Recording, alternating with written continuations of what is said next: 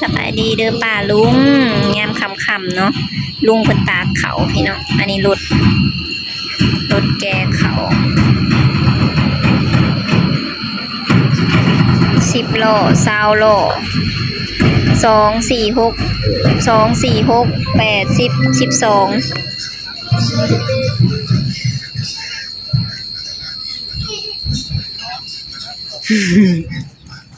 กินน้ำเป๊ปซี่ผมกินแล้วก็ดึกถิ่มน้ำจะออกนะก็ได้จะออกกระเป๋าเป็นแก้วเลยพี่น้อง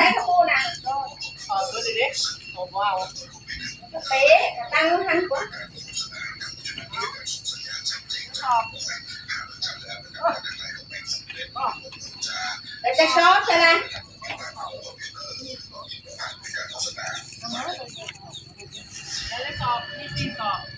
ใช่สิเอาจะซอสใช่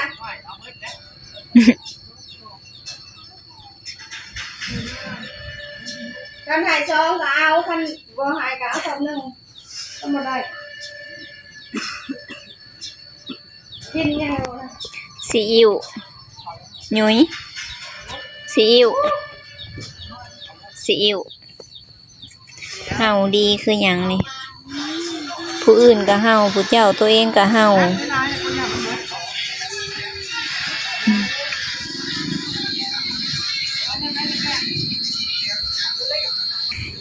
เตี้ยเราอายกล้อง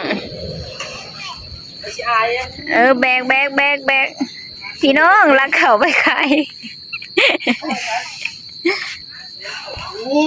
เห็ดกระปูมันงามบ่ลุงมันงามบ่เลยสมพอจังถูกไปลุงเลยถูกได้ไหมเฮ้ยแขนเนี่ยเห็ดกระปูเนาะมันงามถ่วมหัวเป็นหน้าหวานเดี๋ยวจังสอบลุงอันดูดเขานะดูนะ47ตัวดูดปลาต้นแล้วท่านได้แล้วบ่ยังแล้วทงน้องพี่น้องเบิดทงนั้นได้47 สอบหน้างามเลย8 สอบขนาดแหละสอบนั้นตำหลังตัวนั้นแหละมันตัวนี้เลยมาย่อเขาบ่บอกมาซื้อขายบ่ไอ้ซื้อนะไม่ไทยได้กี่วันเขาขายบ่เขาบริหิตเขาวิ่งใช่คนครับเดี๋ยวล่ะแบกเขาใช่บ่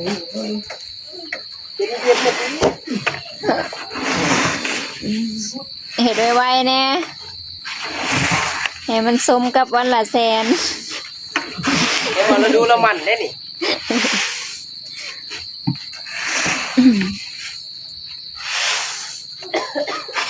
ใส่ถุงทั้งหน้าทั้งหลังโอ้แม่นพี่ทางหลังกะแนวมันกินเป๊ปซี่นะสุขี้มูกไหลเลยนะไปดีพี่น้องอ่ะทุบปลาลุงเก่งไปรีวิวแกงหน่อไม้กำลังต้มใครไปหาเด็กแฟนเห็นใส่แกงทำไมบ้างกินต่างหากแกงเฮ็ดไปหาเมื่อเช้านี่นะพี่น้องที่อยากไปจะกินนอนแย่งไปแล้วสิเห็นยังเขาดูดเขาอบเอาเลยเดี๋ยวอย่า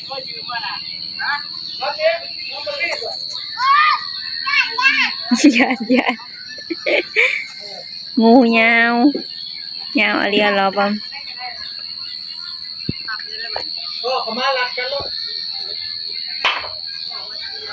แย่งตาเขาดูดเอาพี่น้อง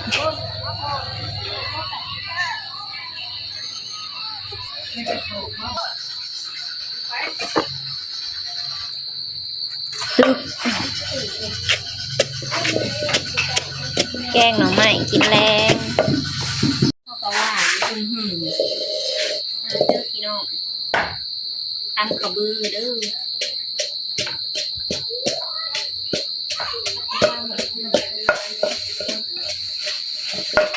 เอาอย่างงี้ว่าสิมาดูดเขาให้นางมืออื่นน่ะผู้ดีทิศหนึ่งค่ะ ที่ได้แล้วสิบ่ได้ดูก็ซื้อน้ำมันจ้ะล่ะน้ำมันสิบ่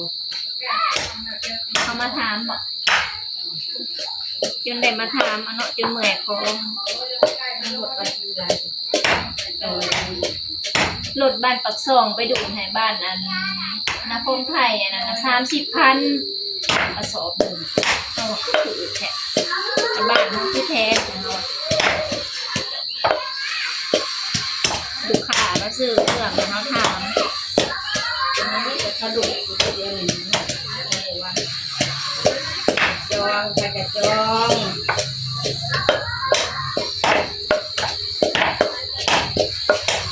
มันแบบเบิ้ลคืนเหมือนกระดูก มันขึ้นมันนอนแล้วก็เลี้ยง หน้าอีแหละนะตั้งคืนเขากัน เลี้ยงแล้วมือก็กระชับ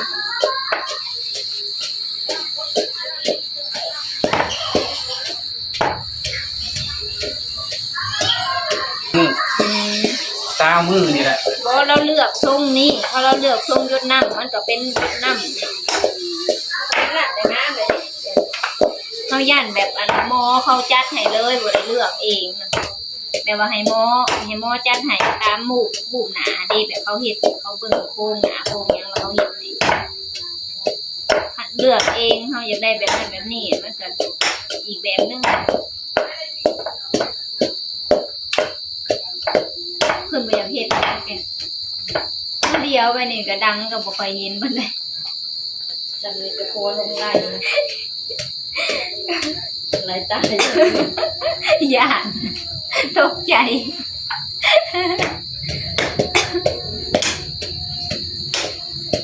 เรื่องเฮ็ดดังพี่น้องสะหงก็คันมีเงินก็สิไปเฮ็ดอยู่เฮ็ดแถวให้ก็มักจกแนวงามๆก็บ่ค่อยได้มาเลยแต่แนวขี้ร้ายกูปันให้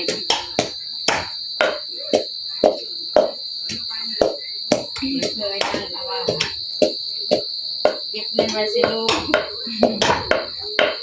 กันตอนนี้ได้เขาลง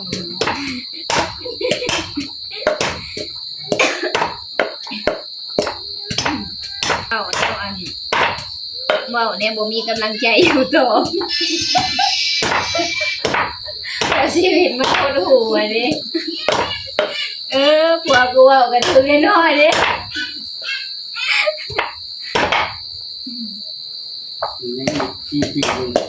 ปีหนึ่งก็50ละเกินดัง สิเป็นหยังหมู่อีนั่น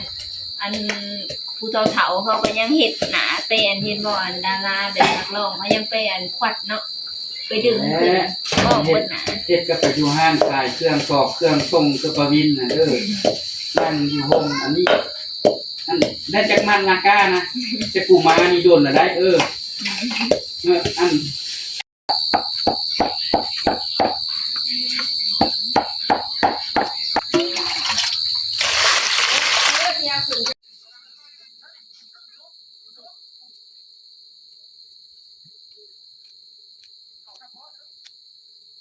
ที่เราเข้าเนี่ยที่เป็นยากเป็นแต่ยังแม่นะคุณที่เป็นยากที่เป็นเพราะว่าโอ้อันนี้เราเข้าไปนอนเฉยใช่ไหมไปแต่นอนเจอตอนหน้าไปที่หู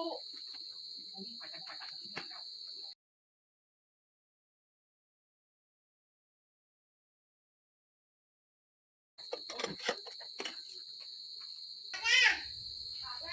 ้วเพื่อนละคนเด้อ ล่างแล้วเรียบร้อยโอ้แถมหยาใส่น้ำเดี๋ยวสิตัดเป็นตอนน้อยๆ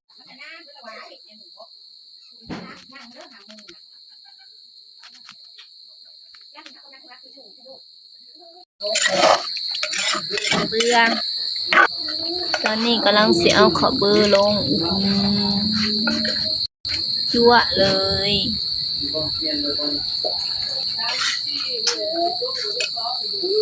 นำคะนาง น้ำกระนาง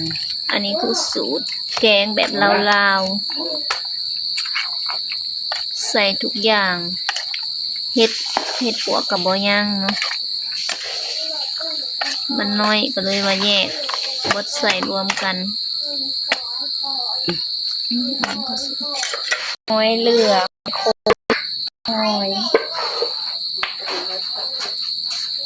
หอยมันน้ำลายนะ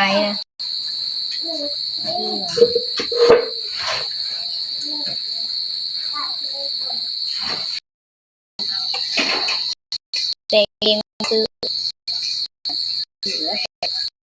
ซื้อบดเอง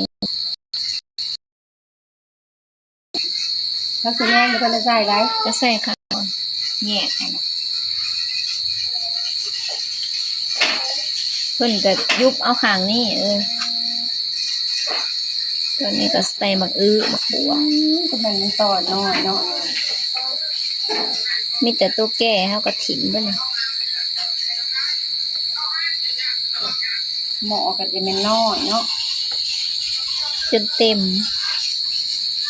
อันนี้กินมื้อนี้กับมื้ออื่น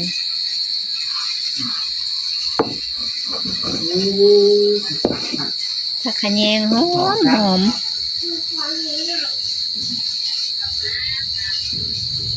ระวัง เรียนรถเห็นแล้ว เฮ็ดอยู่ลู่อยู่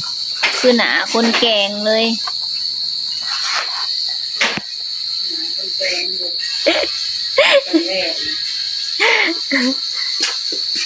ขึ้นเต็มหม้อเนาะ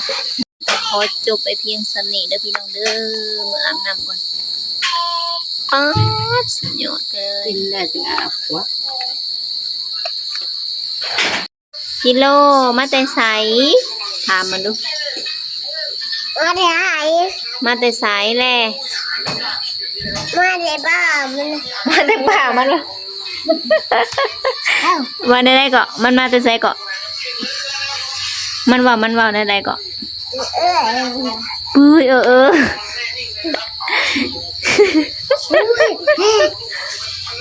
สงสัยเป็นอ้ายมันเนาะก็เลยตอบแทนกันนั่นกิโลมาแต่ไส อืม บายบาย อืม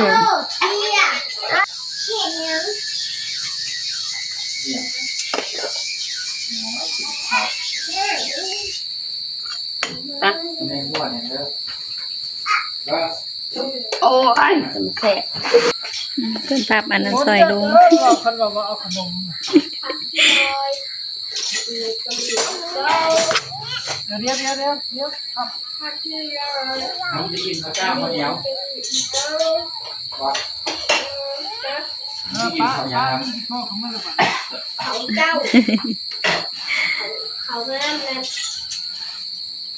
ลอยที่จะมีก็ คำแอลปุ๊ธรรมดาเด้อหนึ่งคำแอลเบิ่ง